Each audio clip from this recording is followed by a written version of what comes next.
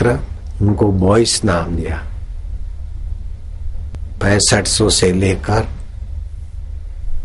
11,000 अधिक से अधिक 16,000 बॉयस होता है।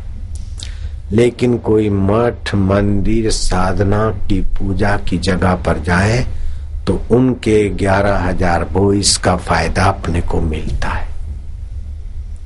लेकिन विज्ञानी चकित हो गए, अगर ओमकार का जप करते तो 70,000 बॉयस पैदा हो जाते।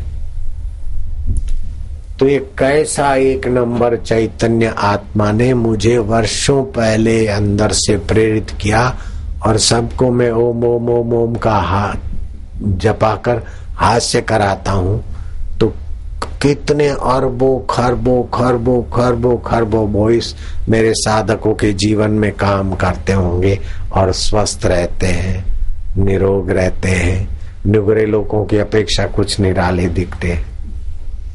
इसीलिए मैं दावे से पूछता रहता हूं कि जिन्होंने मंत्र दीक्षा लिया है उनको 33 प्रकार के फायदे होते ही हैं। उनके घर में पहले जैसी बीमारियां नहीं रहेगी, पहले जैसी अशांति नहीं रहेगी, पहले जैसे झगड़े नहीं रहेंगे, कुछ बरकत रहेगी, कुछ रस आएगा, संसार की आसक्ति नहीं रहेगी और भगवान की प्रीति बढ़ती जाएगी।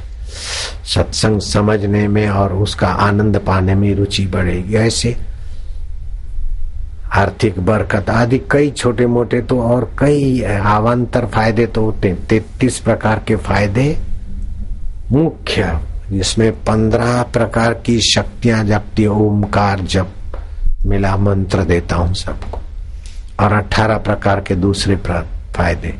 15-18 मिलकर 33 प्रकार के फायदे होते हैं। फिर कोई फायदा 15% तो कोई 95%, तो कोई 55%, लेकिन फायदे होते ही हैं जिन्होंने मंत्र दीक्षा लिया है।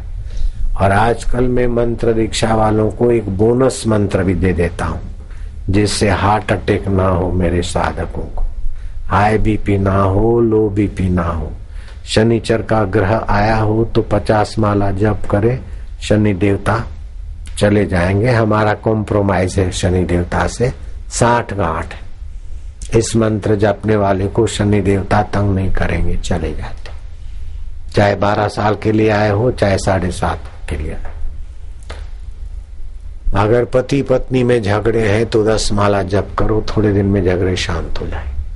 शनिचर का ग्रह है तो 100 माला जप करो। अगर जॉन्डस हो गया, पीलिया हो गया तो 50 माला जप करो। वो बोनस मंत्र है 1 अक्षर का, वो दीक्षा लेने वक्त साधकों को दे देता हूं, और पुराने साधकों को भी उसी दिन बुलाकर दे देता हूं। तो जिनको फायदे हुए वे हाथ ऊपर करो, हाथ हिलाओ। नहीं हुए नहीं हुए नहीं हुए, हुए हैं ठीक है। जिन्होंने मंत्र दीक्षा नहीं लिया है, भगवान शिव ने पार्वती को कहा, जिसके जीवन में गुरु मंत्र नहीं वह मूर्ख है, बालिश, ऐसा कहा। पार्वती को शिव जी ने कहा, गुरु मंत्रो मुखे यस्य तस्य सिद्धि न अन्यथा, गुरु लाभात सर्व लाभो गुरु हीनस्तु बालिश। बालिश माना मूर्ख। तो पार्वती को वामदेव गुरु से दीक्षा दिलाई, और मां काली प्रकट होकर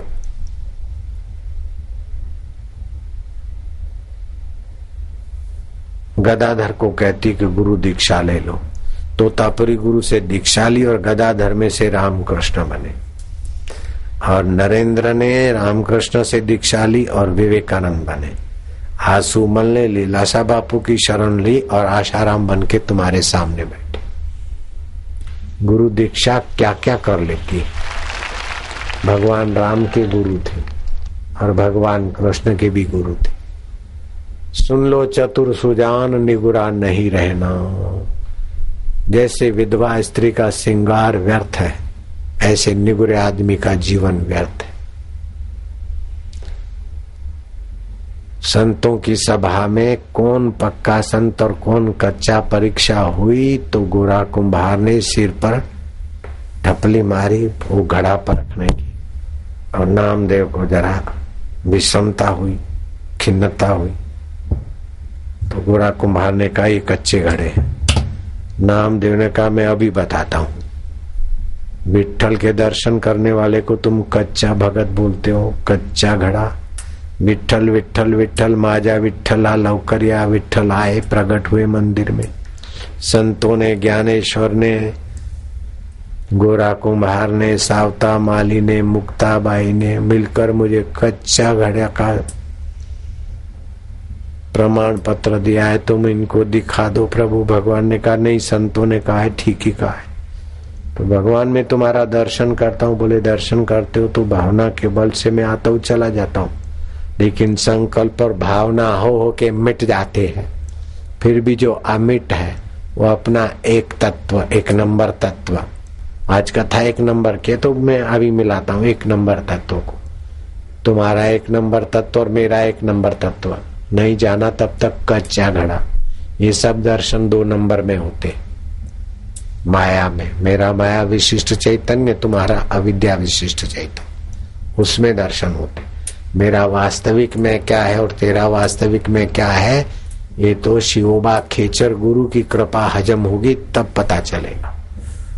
तो नामदेव गए, शिवोबा खेचर को प्रसन्न किया और उनसे साक्षात्कार किया। तो निगुरा नहीं रहना चाहिए।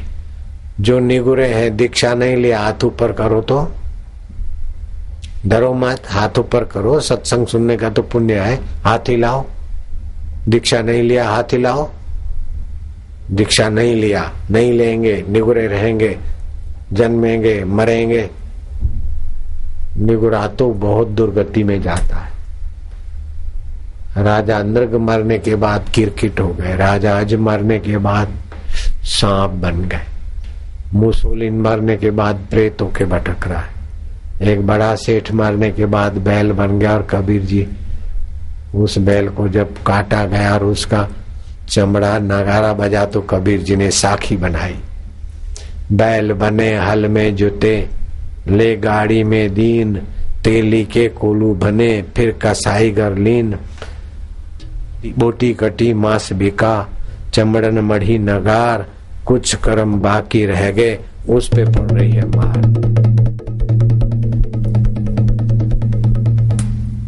तो सेठ था और सत्संग में नहीं आया, बैल बना और अभी नगारे में जूते लग रहे हैं, डंडे पड़ रहे।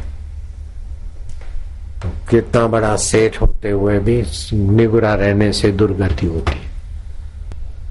धन्या माता पिता धन्यो, धन्या माता गोत्रम धन्यम कुलोद्भव, धन्या च वसुधा देवी, यत्र स्यात् गुरु भक्ततः। पार्वती उनकी माता धन्य है, उनकी माना तुम्हारी, उनके पिता धन्य है, कुल गोत्र धन्य है, जिनके हृदय में गुरु भक्ति है। ओम आनंद, ओम शांति, ओम माधुर्य। पृथ्वी का कण कण मधुमय, जल का बूंद बूंद मधुमय, हमारा श्वास का सोहम सोहम मधुमय, वायु का झोंका मधुमय। आनंद स्वरूप ईश्वर मधुमय है तो उनका स्वप्न भी मधुमय। चाहे स्वप्ने में भयावह दिखे फिर